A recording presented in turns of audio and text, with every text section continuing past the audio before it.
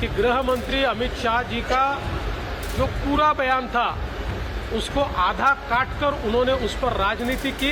ये सारे एविडेंसेस उन्होंने देने के बाद एक प्रकार से कांग्रेस बौखलाई और बौखलाहट में इस प्रकार का काम कांग्रेस कर रही है। चाहे वो महू हो, चाहे दीक्षा भूमि हो, चाहे अलीपुर रोड हो, हर जगह जो डॉक्टर बाबा साहेब आम्बेडकर जी की स्मृतियां हैं उनको संजोने का काम ये भारतीय जनता पार्टी ने, नरेंद्र मोदी जी ने किया है। तो अगर आप देखें तो कांग्रेस का इतिहास ये बाबा साहब को नकारने का इतिहास है, उनका अपमान करने का इतिहास है। कांग्रेस पार्टी ने पहले तो इस बात की माफी मांगनी चाहिए कि गृह मंत्री अमित शाह जी का जो पूरा बयान था उसको आधा काटकर उन्होंने उस पर राजनीति की। संसद का भी समय उसमें खराब किया। अब जनता में भी झूठी बातें लेकर वो जा रहे हैं। परिस्थिति ऐसी है कि संसद में भाषण के दरमियान आदरणीय प्रधानमंत्री मोदी जी ने जिस प्रकार से कांग्रेस को एक्सपोज किया, कैसे कांग्रेस ने और नेहरू जी, इंदिरा जी, राजीव जी से लेकर सोनिया जी तक, राहुल जी तक, कैसे लगातार कांग्रेस पार्टी ने और उसके नेताओं ने संविधान का अपमान किया, आरक्षण को नकारा, ये सारे एविडेंसेस उन्होंने देने के बाद एक प्रकार से कांग्रेस बौखलाई और बौखलाहट में इस प्रकार का काम कांग्रेस कर रही है।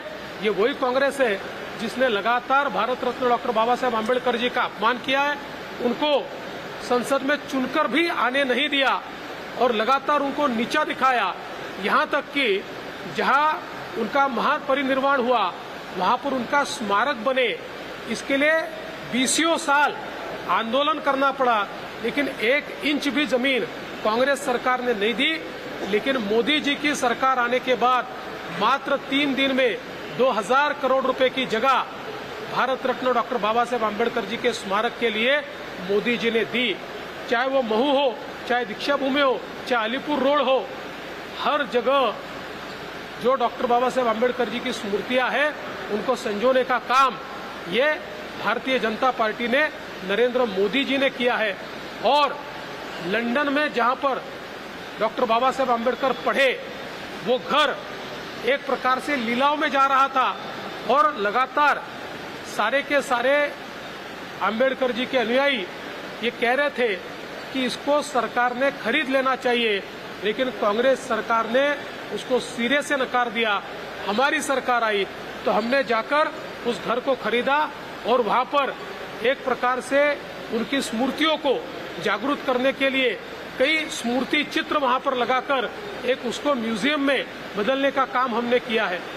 तो अगर आप देखें तो कांग्रेस का इतिहास ये बाबा साहब को नकारने का इतिहास है, उनका अपमान करने का इतिहास है।